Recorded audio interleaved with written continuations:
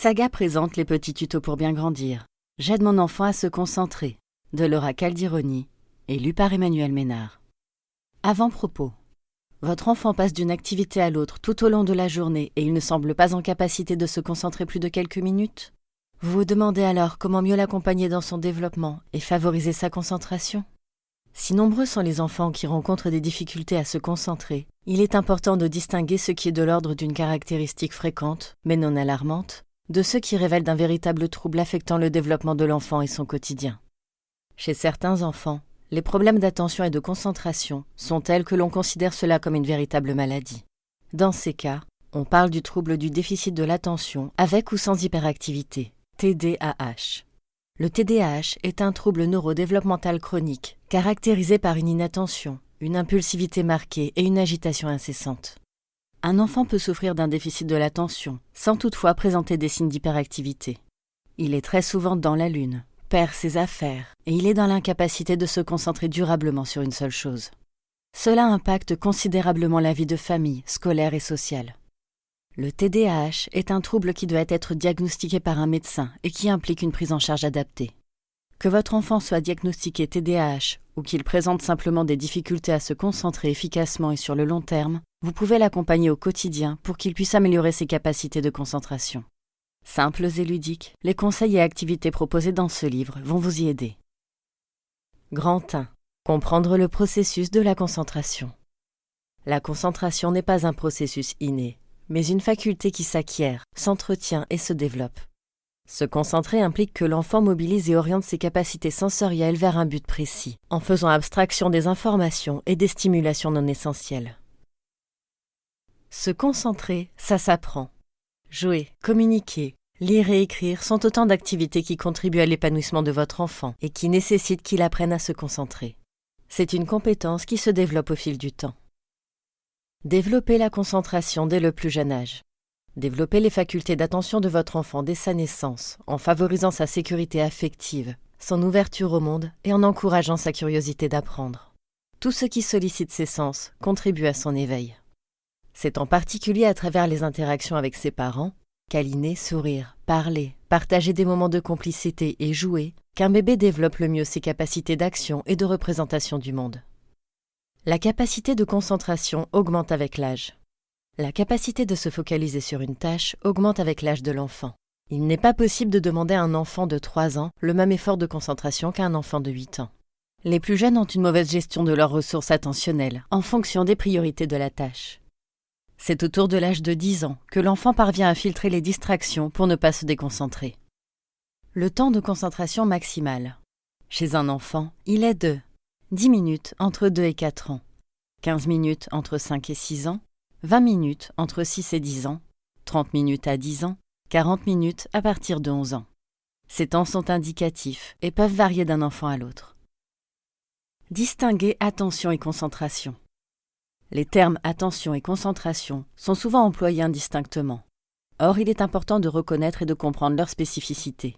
Ces deux facultés interviennent dans les mécanismes de compréhension et de mémorisation, mais à des moments différents. L'attention. L'attention permet la perception et l'acquisition de l'information. Elle témoigne de l'éveil de l'enfant, de sa capacité à se mettre en état d'attente, de réceptivité par tous ses sens, d'ouverture à toute information extérieure. L'attention peut également être involontaire. Vous pouvez demander à un tout petit de fixer son attention quelques minutes, mais pas de se concentrer. La concentration. La concentration est sélective et volontaire. Il s'agit d'orienter l'attention vers des informations sélectionnées. Cela demande un effort sur une tâche précise. Lorsque votre enfant se concentre, il doit fermer ses sens à l'environnement extérieur pour percevoir dans sa pensée la tâche à accomplir ou le détail important avec le maximum d'intensité. Ces ressources restent mobilisées sur l'activité mentale qui permet de réussir la tâche, favorisant par là même la mémoire et la réflexion. Un enfant qui manque de concentration n'arrive pas à se focaliser plus de quelques minutes sur un sujet précis, car il est distrait très facilement par autre chose. À retenir. Les difficultés de concentration ne sont pas une fatalité. Il est toujours temps de mobiliser et de favoriser la capacité de votre enfant à se concentrer. Redonnez confiance en différenciant intelligence et concentration. Un enfant qui a des difficultés à se concentrer n'est pas un enfant bête. Il est important que parents et enfants distinguent difficultés de concentration et déficit intellectuel. Quand le doute s'installe, difficultés scolaires, apprentissage de la lecture tardif, impossibilité de mémoriser une poésie. L'enfant qui présente des difficultés de concentration peut sembler en retard ou lent. Certains parents s'interrogent alors sur ses capacités intellectuelles. L'enfant lui-même doute et perd souvent confiance en lui. Objet de réprimande, il a du mal à atteindre les objectifs que les adultes lui fixent. Cette perte de l'estime de soi alimente son sentiment d'échec. Redonnez-lui confiance. Vous pouvez aider votre enfant à consolider sa confiance en lui en respectant quelques principes. Valorisez l'effort et le travail que votre enfant a fourni pour arriver au résultat, même si ce n'est pas exactement celui attendu. Pour avoir confiance, votre enfant a besoin que vous ayez avant tout confiance en lui. Ne faites pas à sa place, car il est capable d'y arriver tout seul, à condition que les objectifs soient adaptés à son âge et à ses capacités. Évitez les comparaisons, car chaque enfant grandit et évolue à son rythme. À retenir.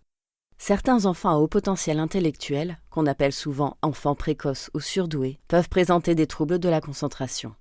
Ils s'ennuient et se dispersent facilement, car ils sont absorbés dans leurs pensées. N'hésitez pas à en parler avec votre médecin. Vérifiez sa vue et son ouïe.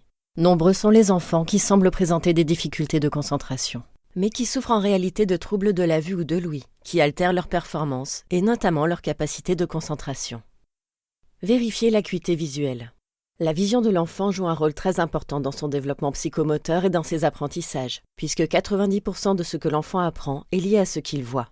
Un enfant qui voit mal peut rencontrer des difficultés dans l'acquisition du langage ou présenter des problèmes scolaires.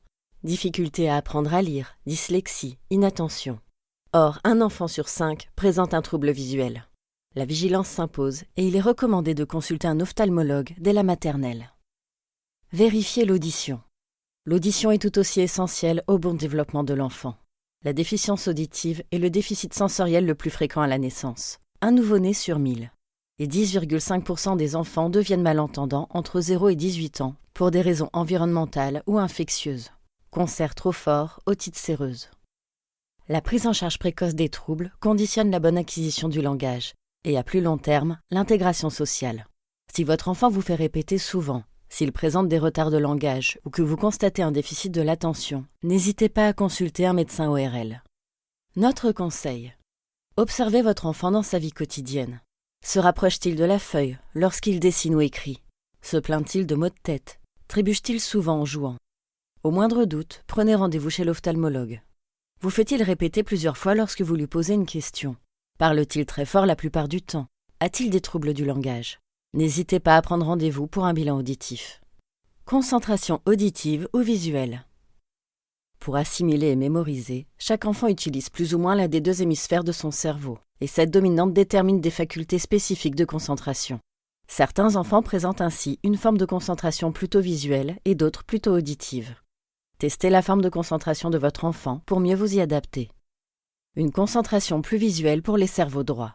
L'enfant qui se concentre davantage avec son cerveau droit préfère les informations visuelles et une appréhension globale des informations. Il enregistre tout ce qui attire son regard. Il aime les explications concrètes et précises. Spontané et physiquement actif, il ressent le besoin. Nous espérons que vous avez apprécié cet aperçu.